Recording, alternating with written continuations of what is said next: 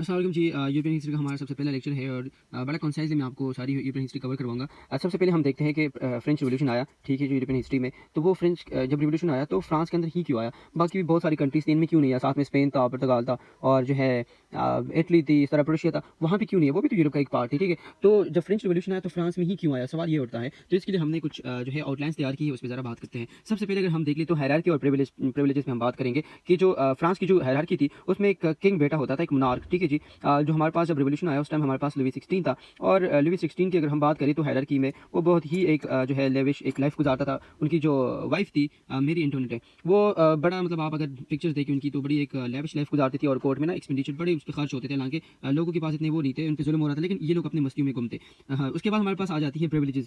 King के बाद क्या होता था कि उसके साथ क्लर्जी होती थी, उसको भी एक डिवाइन राइट्स के थ्रू क्या करते थे, चर्च पे उनका एक जो है कब्जा हुआ करता था और लोग उनकी बात भी सुनते थे। अच्छा, उसके बाद हमारे पास आती नोबल्स। नोबल्स कौन होते थे? ये भी किंग के बड़े करीब होते थे और ये कौन लोग होते थे? ये जो वेल्दी लोग होते थे या जो चौधरी हजरात कहलाते हैं पाकिस्तानी माशरे में, इंडियन माशरे में, या फिर जो पंचायत का जो सरबराह होता है या जो एक सरदार होता है या मलिक होता है, ये वो लोग होते थे उस टाइम पे फ्रांस में। ये भी किंग के बड़े करीब थे क्योंकि ये इनके पास पैसा था, इनके पास पावर थी। और साथ में हमारे पास दो और क्लासेस थी जिनमें हमारे पास जो तीसरी क्लास थी वो हमारे पास आती है बर्जुइज जो थी वो मिडिल क्लास कहलाती थी, एजुकेटेड क्लास थी, प्रोफेशनल थी, लेकिन ये अनप्रिविलेज थी, इनके पास भी कोई प्रिविलेजेस नहीं थे और ये 3 दफा टैक्स पे करते थे।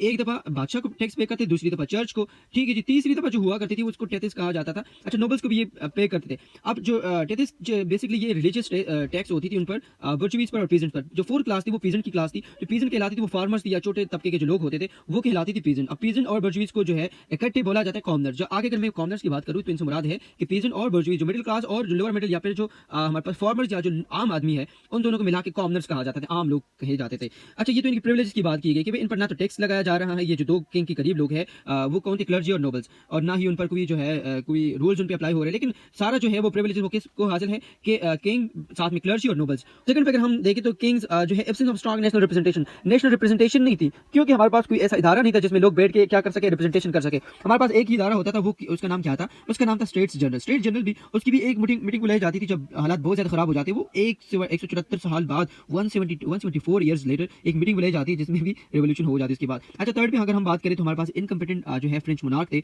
लुई 14, 15, 16। ये सारे या तो वॉर्स में अपना जो है मुल्क का जो है पैसा बर्बाद करते थे या फिर अपनी कोर्ट की जो है एक्सपेंडिचर्स थी या फिर लेविश लाइफ गुजारने में। हमारे पास जो फोर्थ पे आती है वो कौन सी? वो वीक इंटीग्रेशन थी। अब अगर इतने मसले होंगे, एक प्रिविलेजेस आपने एक को दिए, दूसरी टाइप की आपने कुछ नहीं दिया, साथ में उनको जो है बेसिक जो है वो नेसेसिटीज भी अच्छे से नहीं मिल रही है, बैंक्रप्सी आ रही है, डिस्क्रिमिनेशन है, क्लास आपने बनाई है, एक छोटे क्लास को आपने बिल्कुल साइड पे रखा है, दूसरे को आपने उठा के रखा, अपने कोर्ट्स को उनको एक्सेस है, तो ये यहाँ से नेशनल जो है इंटीग्रेशन नहीं हो पाई। उसके बाद हमारे पास फिफ्थ अगर हम देखें तो फ्रेंच जो है जो बर्जुइज थी वो एनलाइटमेंट की तरफ जा रहे थे, उनको जो है पता चल रहा था, वो जो है उनको जो है बाकी दुनिया के साथ वो जब ट्रेड करते थे या फिर जब एजुकेशन हासिल करने जाते थे तो वहाँ का सिस्टम देखते थे कि यार दुनिया में तो है बड़ा अच्छा निजाम है, सेपरेशन ऑफ पावर है, जुडिशरी है, उसके अंदर जो है एग्जीक्यूटिव है और पार्लियामेंट है, लेजिस्लेचर्स है। तो यूके से ये बड़े इंप्रेस थे, तो ये जो बातें थी तो ये लोगों को बताते थे कि यार ये मतलब ये क्या है, हमारे साथ तो जुल्म हो रहा है, ठीक है। लेकिन इनका साथ किसने दिया? ये जो रिवोल्यूशन है बेसिकली ये इन लोगों ने बर्पा किया, जो बर्जुइज थे, लेकिन इनका साथ दिया था पीजेंट्स ने, जो फार्मर्स थे। उसके बाद हमारे पास इन्फ्लुएंस ऑफ जो है फ्रेंच फिलोसफर्स थे। अब फ्रेंच फिलोसफर्स की अगर हम बात करें इसमें हमारे पास सबसे पहले जो था वोल्टेयर। इसने डिसिज्म की बात की। डिसिज्म का मतलब ये था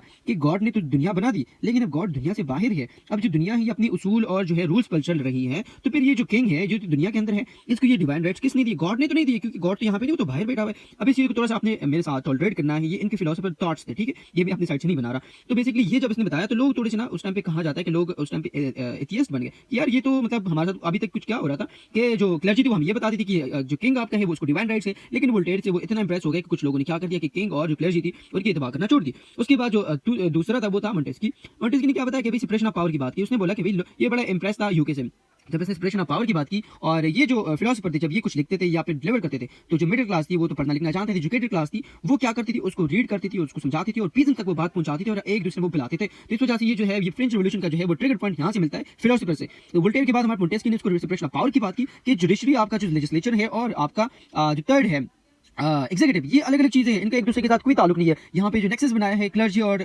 मोनार्क किंग ने, इसको हमने तोड़ना होगा। उसके बाद हमारे पास जे रूसो आ जाता है, इसको फ्रेंच रिवॉल्यूशन का प्रॉफिट भी कहा जाता है। इसने क्या कि जनरल विल की बात की। अब जनरल विल से क्या मतलब है? जनरल विल से ये मतलब है कि इसने बोला कि भाई देखो आपके पास एक राइट है कि आप किंग के साथ एक कॉन्ट्रैक्ट करो कि हम आपकी बात मानेंगे, लेकिन आपको जनरल विल भी हासिल है, लोगों को ये हक हासिल है कि वो उस कॉन्ट्रैक्ट को तोड़ भी सकता है किसी भी time. So if we have the right to contract with the king then we have the right to break it too. ठीक है जी। उसके बाद हमारे पास अगर 7 पे बात करें, जो लास्ट मेरे पास एक आउटलाइन के अंदर है, वो है बैंकरप्सी ऑफ फ्रांस थी। बैंकरप्ट क्यों हो गया फ्रांस? क्योंकि लेविश लाइफ गुजारते थे, इनके मोनार्क टैक्स एग्जेम्पशंस थी नोबल्स और क्लर्जीज को, और साथ में जो है ये वॉर्स पे जो है अपना पैसा उड़ाते थे। उस वजह से क्या हुआ कि हमारे पास काफी इश्यूज बन गए फ्रांस के लिए। उसके बाद अगर हम देखें यहाँ पे तो सेकंड लेक्चर पे मैं बताऊंगा कि क्या कॉजेज थी फ्रांस जो फ्रेंच रिवॉल्यूशन थी, किस वजह से वो हमारे पास फ्रांस की जो है रिवॉल्यूशन आई, और इसके साथ साथ में कंट्रीज है लेकिन वहां पे नहीं आता, लेकिन यहाँ पे फ्रांस के अंदर आया। इस पे हमने आज बात की, कल हम इसकी कॉजेज पे बात करेंगे, और आने वाले लेक्चर्स में हम ऐसे छोटे छोटे जो है आपको आउटलाइंस के साथ समझाएंगे पूरी यूरोपियन हिस्ट्री। तब तक के लिए बाय बाय।